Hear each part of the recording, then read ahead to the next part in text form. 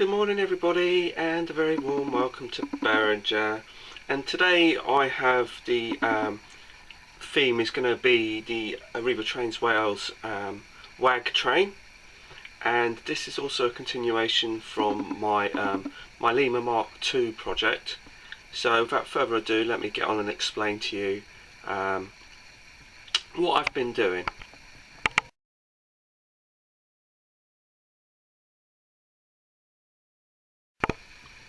So before we get into the nitty-gritty, let me just take a brief moment to show you this photograph on my computer screen.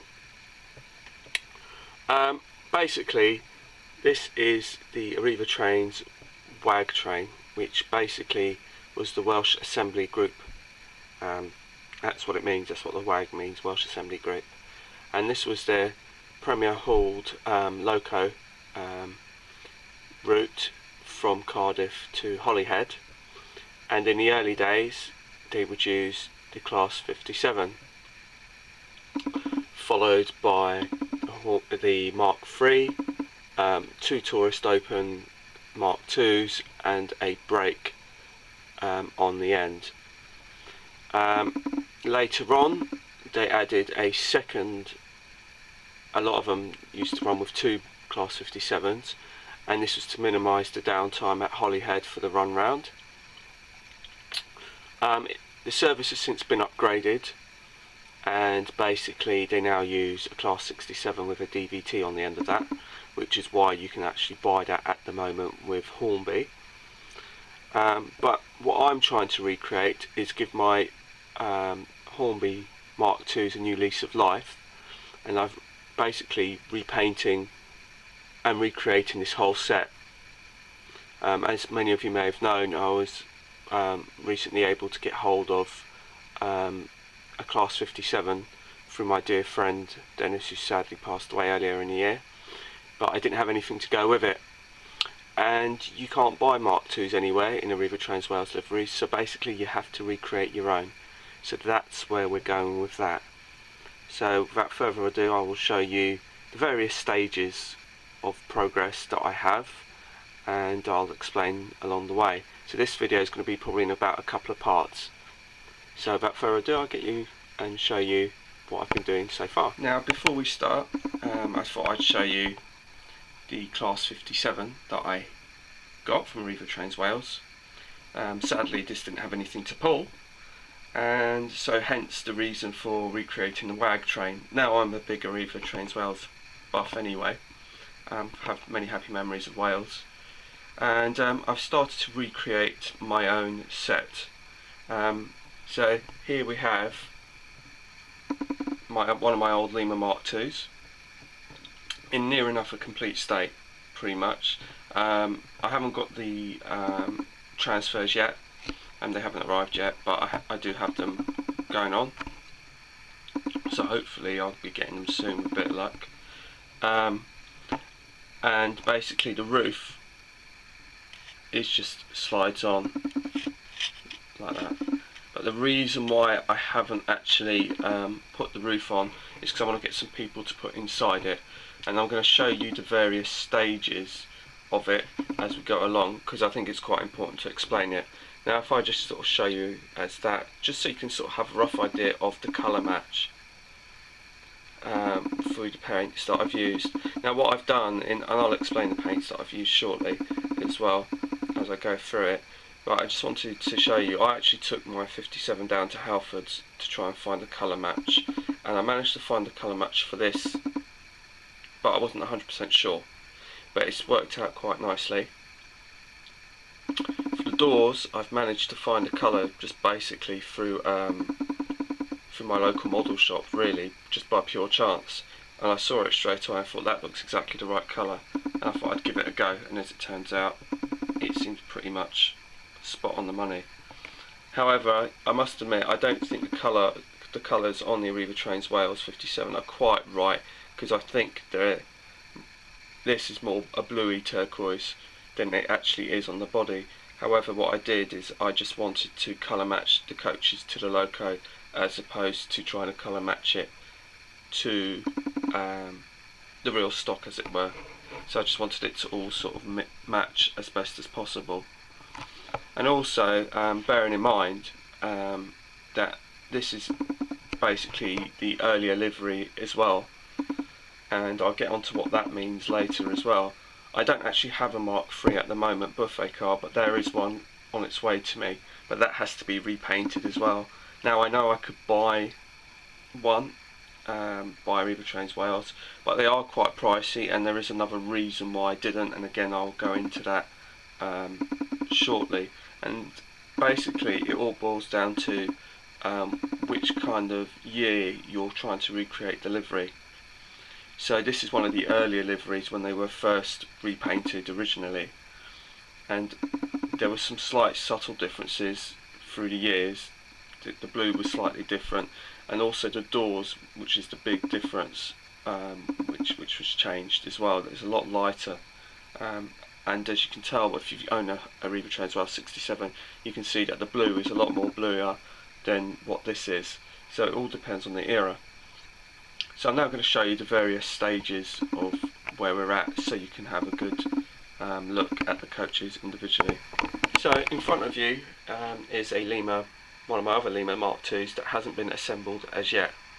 And the reason why I haven't assembled it yet is I just want to give you a look of what it's like in various stages and various components, just so you can have a good look as when you break open these things, because there are some differences, because there's going to be 3 different types of coaches on my particular set alone. This is a Lima Mark II, which is the 2 tourist coaches. My brake is a Dapol, and then the buffet car is going to be a Lima Mark III, so there's going to be 3 different types. So like I said, I've already explained to you how to open it and how to get into it, but I'll just give you a brief show. This is what it was like before. This is the colour of the interior before. This come off of one of the network rail. I had to chop a little bit off, not that you'd notice it, which is why I took it off, because I couldn't get it in because of the panels that I put in. But I just wanted to show you. So that's how the original one came. So I've resprayed it in a primer. I've then had some light grey top coat, which is what I've done with that. The chassis, that is basically, like I said to you before, was primed, and I used the Rail Match matte black on it, so that kind of sets that off nicely. And then you've obviously got the body in this sort of form, and I've now resprayed it into various colours, and we're just about there, near enough. It pretty much is there, apart from the transfers and the people, so that's kind of like where we're at with that. The colours are right, they're all being masked up and done correctly. I did check out all the footplates. The footplates were in yellow and not in silver, like the network rail ones. The roof has to pay particular attention to the roof on a Lima, because it's different to that of a Dapol. And basically, this is masked up, but basically the glazing, as I showed you on the other one, if I just pop that out, you can see that's the glazing. It's attached to the roof, which makes life a lot easier for spraying and painting, because you just have to mask off the whole lot, as opposed to what I'm going to show you with the Dapol. The pros and cons between the Lima and the Dapol: basically the Lima Mark II is a lot more difficult to get into, but the glazing is a lot easier to work with, because like I just showed you, the glazing is attached to the roof. If I move you along to the Dapol, this is my Dapol Mark II. Let's just get into that. There we go. Right, hopefully that's going to come out alright. Now if I show you, this is a Dapol Mark II, Dapol Airfix Mark II, and it's a brake. And what I've done is, again, so I think this one's come out a bit shinier, and I'm not sure if it's to do with the plastic, but it's just come out different. But nonetheless, once all the transfers are on, it'll match the rest of it anyway. So what I've done on this one is I've basically sprayed it all up. It's like I said, pretty much in its complete state. I did the various colours. If I just sort of pop this up, just so you can see. Now that's without its obviously without the body. Now there's particular things to note about the Airfix Dapol Mark II. It's a lot easier to get into. The ends, which are these door ends, will pop off easily through the bottom, but they are glued a little bit to the end, which is why there's a mark there. But once that's glued back in, you won't see that. And then pretty much the body falls apart, and it will just come away from the chassis very easily. Now the problem with this particular with the Dapol one is that the glazing is actually a strip. So I don't know if you can see that. It's actually a strip. So I mean I've managed, and I'll show you the strip because I've got it right here. It comes as a strip like that, and that's glued to the side walls. Now I've managed to prise this one off, and it came off easy, but I had to be very careful. Unfortunately, the other side I just couldn't get it off, and when I was looking underneath at the back here, you could see that it was starting to crack, because if you twisted the screwdriver just to prise it, it was starting to become a bit brittle. So what I've had to do is I've masked the inside, and I've used a product that I've never used before, called Humber-On Mask All, and I'll get to that. And basically you paint that onto the windows, or the bits that you don't want the paint to go over, and it will leave a film. And then once you've finished, you just have to peel it off. Now you see I've got one here that hasn't been taken off, and that's because I did the handrails here, so I haven't got round to taking it off because I was waiting for the handrails to go off. So you basically take like a knife or something and just basically try and pull it off and scrape it off. It's like a latex rubber, and I've never used this stuff before, but I thought I'd give it a go because basically the windows was getting a bit too brittle and I didn't want to break them off. So I thought, well, what I'll do is I'll try that, and it's worked out really well. So I'm really pleased with that. So that's the thing, you might get lucky with your Mark IIs, that you might be able to prise off the windows and take them off like I did on this side. But if you can't, and you don't want to damage the windows, then I would suggest strongly to use the Humber-On Mask All. So that's kind of the cons of using the Airfix one, because the windows aren't attached to the roof, so it's a lot more difficult to get off. A word on the chassis. The chassis was sprayed up in the same way as the other chassis. However, I didn't paint the bogies because there was some bogie detail already on it, and it was also on the ends as well of this. There was some detailing, like the data panels, so I didn't spray them either. The interior of the Mark II Dapol is also different to the Lima one in the way it's attached. This has two screws. I'll just show you. I don't know if you can see it. There's a screw there and a screw there, and that attaches the actual interior to the chassis. Whereas with the Lima ones, it just basically lifts off. So I thought I'd talk to you about some of the products used for this particular repaint. Like I said, I took my Class 57 to Halfords to try and get a good colour match, and the colour match that I've come up with, and I think it's pretty damn good. It is metallic colour, but I'm hoping that with the varnish and everything like that, it will tone it all down anyway. But it is definitely the best colour that I've used and found. I couldn't get anything near it otherwise, and the colour that I've used is this Halfords Ford came in blue. I literally just took my 57 and then put it right up against it and thought, yeah, that looks pretty close. But until you actually get it on there, you're never quite sure how it's going to come out. But I'm pretty pleased with the results, hence why I've carried on, because I originally just did just the one coach just as a test, but I was particularly pleased with the colour, so I did the rest of them. The actual colour for the actual turquoise that I've used is PS54 Cobalt Green, and this is by Tamiya. I managed to get this off the my local model shop. It was just the colour I saw on the shelf. Now it's not supposed to be, strictly speaking, quite got the correct finish, but to be honest with you, I don't see any problem. That's what I was told anyway, but it's worked out really nicely for me, I think, so I'm pretty pleased with it. And like I said, once you get the detail in, as in the transfers on, and you spray it up and varnish it to seal it, it will come out great. The roof, which I just did today, which was the last part, was this Humbrol acrylic spray, and it is a sea grey 27, and that to me is perfect. I think it matches the pictures that I have very nicely, and I've used just for the footsteps here, just a yellow, acrylic yellow, because I prefer to work with acrylics than enamels, but you can use enamels if you want. Basically, if you do have a yellow around, you can use that. It's not any specific yellow as such.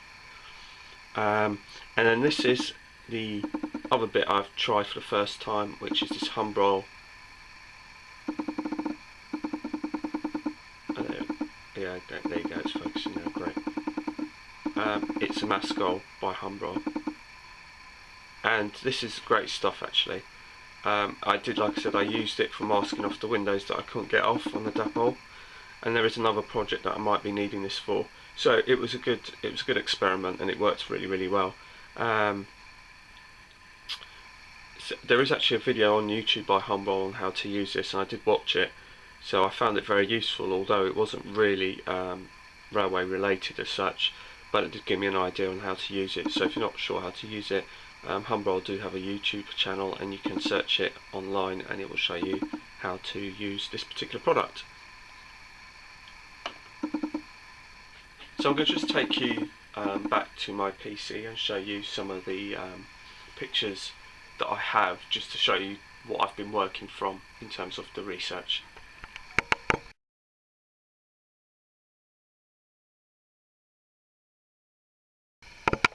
Now we're back at my PC, and I just wanted to show you some of the subtle differences that you'll find. Now this is a sort of blown up version of the picture I originally showed you,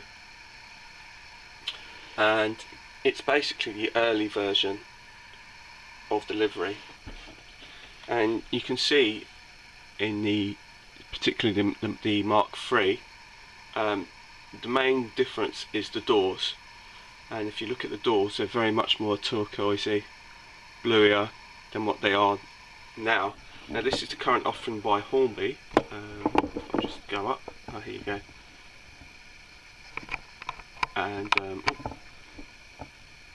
And basically you've got this light blue. The doors are different, which is one of the reasons why I didn't buy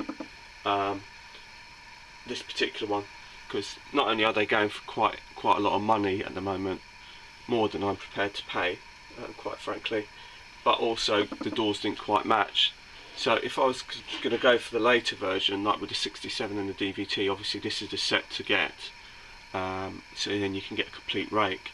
But obviously, because I'm recreating my own rake through the old liveries and recreating Mark IIs, they're just simply not available. Bachmann don't do the Arriva Trains Wales Mark II, nor do Hornby or Dapol or anybody. So in that particular livery, so I've had to create my own.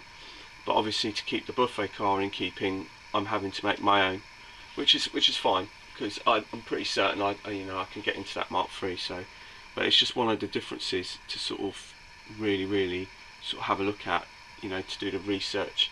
But as you can see, the foot plates are picked out in yellow, and also you can just see the livery that's there, that's applied to it. Now the transfers are going to come from a company called Precision Labels. You can search them on the old internet, and they will show you, they will have all the transfers that you need. Now, as you can probably see from this picture,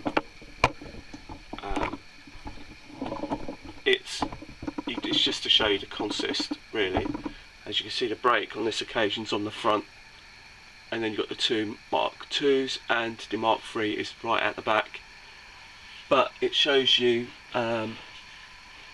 basically the colour of the rake, and I found that the Batman one probably isn't quite right. However, like I said, I've matched the coaches to the Batman 57 that I have, as opposed to trying to recreate it to this particular sort of colour here. But I'm going to be getting all the transfers from Precision Labels, and also get the orange lining for the top of the Mark IIs, so I'll be getting that as well. So hopefully it'll be a convincing rake, and also it's a rare rake as well, because like I said, it's not available anywhere. So if this is something that you are interested in doing, you're going to have to do it yourself. There's nothing out there that will kind of come close to this. So if you've got the confidence to do it, then you'll have to do it yourself if you're interested in doing it. Now in this shot, this is a fantastic photograph, and this shows you, I mean, this is the one that I actually have, 57315. It's now been passed over to Northern Bell. It's actually now Northern Bell colours, because they've obviously replaced all of these with 67s. But the point of this photograph is just to show you the colour of the blue. It is so blue on this particular 57, whereas the 57 that I have, as you can probably tell, is a lot more turquoisey. It's got quite a bit more green to it, or it looks like it's got more green to it anyway. So that's the whole point of showing you what it's very difficult to get the colour exact, but I decided, like I said, to keep it in keeping with the actual logo that I have. So in this shot, this is one of the photographs that I've been working with to get an idea of what we have and what I need to do, and basically this is how I've come to my livery that I've currently got. Now obviously I haven't got the transfers yet, but that will be applied later on, and also the orange detailing on the roof line, that will also be added in as well. But basically, essentially, the livery is all there, and I've also picked out the foot plates, which is the yellow. I haven't actually picked out the axle boxes, which somebody kindly pointed out. I'm not sure if I'm going to go to a huge amount of detail, because I'm not sure. I mean, I might add that in. That could be something that I could add in. Also, to take note is when you're putting your Mark II back together, is to, which I didn't quite realise, but basically there's a certain way of which the body goes on compared to the chassis, and basically if you use that as a guide, which is, I think it's the aircon bit, that will show you which way to put the lavatory, which is here, because obviously if you turn the body the other way around, it's going to be in the wrong place, I think, anyway. So just to bear that in mind when you put it back together again, just to have a look at that. And if I show you this next photograph, and I'll zoom that in just so you can have a good look at it. This shows, in this photograph, this shows you the reason why they ran with two 57s at one point. This is an early shot taken in the early days of the service, but they started running with two 57s, one at each end, or now they run with a DVT and a 67, and that is because this is a photograph taken at Holyhead, which is its terminus, and basically the 57 would have to run past this point here and then come back on itself along here to then reattach itself to where it currently is there. And so that's why they added two 57s at each end, one 57 at each end, or 67 in DVT, because it was just to save a lot of time and a lot of messing around, and probably cost as well, with manpower to sort of oversee the run round procedure. So that kind of concludes part one. I hope I haven't bored you to tears, and I hope you found it interesting. When I get my Mark III and the transfers and everything, which I'm not quite sure when that will happen, but once all that turns up and I manage to get more information for you, I will. The network rail ones still need their transfers as well, because I'm going to order them all up at the same time. So thank you for watching. Please feel free to comment and subscribe as always, and I will get back to you as and when I have more to tell you. So bye for now.